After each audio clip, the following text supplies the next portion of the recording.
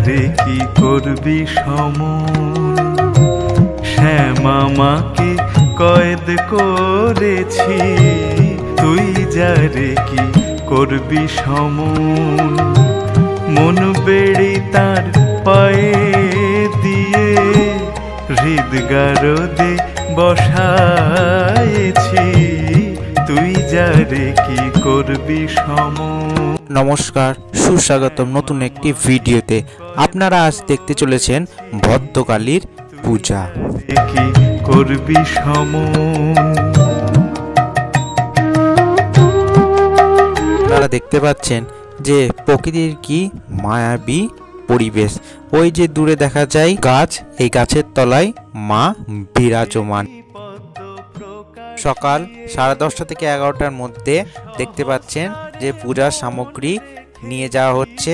আমাদের এই পাড়া থেকেই নিয়ে যাওয়া হয়, আর আমাদের এই পাড়া থেকেই কিন্তু পুজোর উদ্যোগটা নেওয়া হয় বা বর্তমানে পরিচালনা করা হয়। কুণ্ডলিনী শক্তির পদে আমি আমার প্রাণ সঁপেছি, শ্যামামাকে কয়েদ করেছি।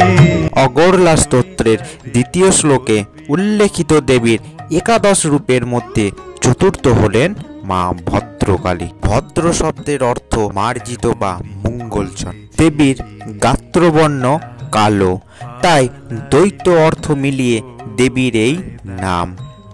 দেবী এই রূপে ষোড়শভুজা, আয়ুধপূর্ণা, রণঙ্গিনী। দারোয়ান দিয়েছি মহাজর হবে জেনে। এই পূজাটি হয় বছরের শেষ অর্থাৎ চৈত্র মাস করে শনি বা মঙ্গলবার। এই পূজাকে কেন্দ্র করে বহু মানুষের সমাগম ঘটে।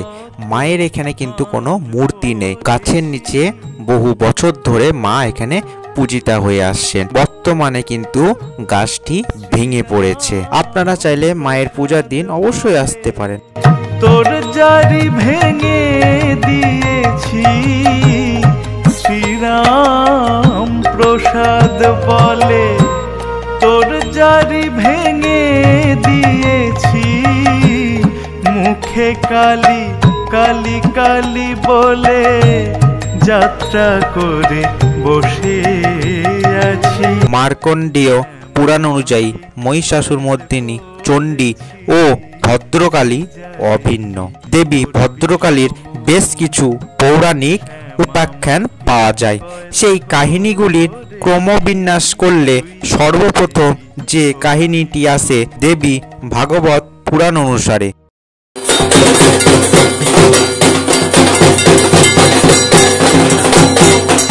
পিতা দক্ষ সতীর সামনে দেবাদিদেবের নামে অকথ্য গঞ্জনা আরম্ভ করেন, যার দরুন দাক্ষায়ণী ক্ষুব্ধ হন। পতির নিন্দা সহ্য করতে না পেরে দাক্ষায়ণী ওই যজ্ঞস্থলেই নিজ দেহ ত্যাগ করেন। তখন দাক্ষায়ণীর অনির্বচনীয় দেবী অঙ্গ ধীরে ধীরে কৃষ্ণবর্ণ ধারণ করতে থাকে। অবশেষে দেবীর দেহত্যাগ পূর্বের সমস্ত কোষ সম্মিলিত হয়ে ধীরে ধীরে ওই দেবী মূর্তি প্রকট হলেন ভদ্রকালী রূপে। কয়েদ করেছি, তুই যারে কি করবি সমন।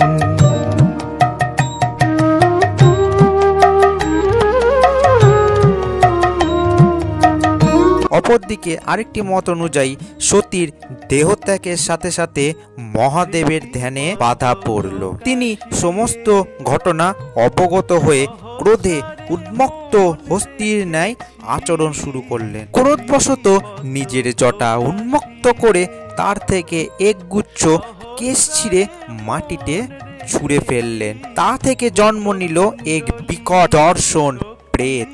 তিনি শিবাংশ বীরভদ্র।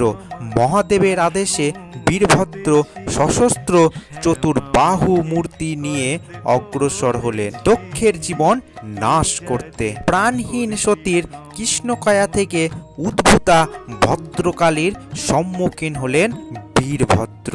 দেবী ভদ্রকালীর আদেশ দিলেন দক্ষের শিরচ্ছেদ করে যেন তাকে উপহার দেওয়া হয়। দক্ষ তখন গায়স্থানের শক্তিটুকুও লোপ পেয়েছে। তৎক্ষণাৎ বীরভদ্রের এক কোপে ভদ্রকালীর পদতলে তার নরমুণ্ড এসে পড়ল। মহাজর হবে জেনে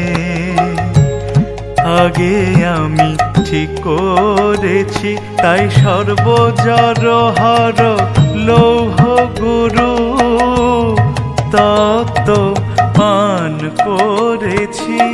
দেখুন, মায়ের ইতিহাস বলতে বলতে কিন্তু মায়ের পূজা সম্পন্ন হয়েছে। মায়ের ভক্তরা প্রসাদ গ্রহণ করছেন, তারপরে নিজের ঘরে গমন করছেন।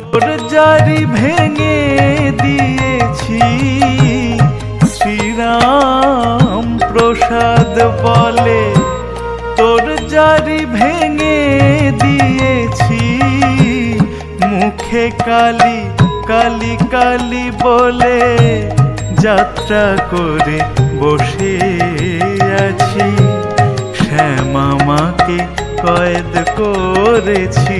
মনে করা হয় বীরভদ্রের স্ত্রী হলেন ভদ্রকালী। দেবী ভদ্রকালী একার্থে মহামায়ার অংশ, আবার অপরদিকে বীরভদ্র স্বয়ং দেবাদেবীর অংশ।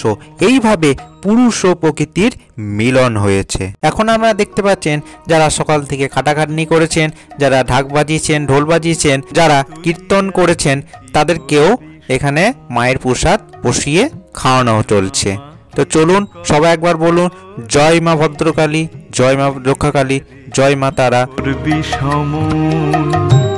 মন বেড়ে তার পায়ে দিয়ে হৃদগারদে বসায়েছি। মায়ের পূজার স্থানের চারপাশে কিন্তু অপূর্ব সুন্দর মায়াবী পরিবেশের সৃষ্টি হয়েছে। যেমন বৃন্দাবনে কৃষ্ণ রাধিকার রাসলীলা স্থান যেরকম আছে, তা অনেকটা মনে হচ্ছে।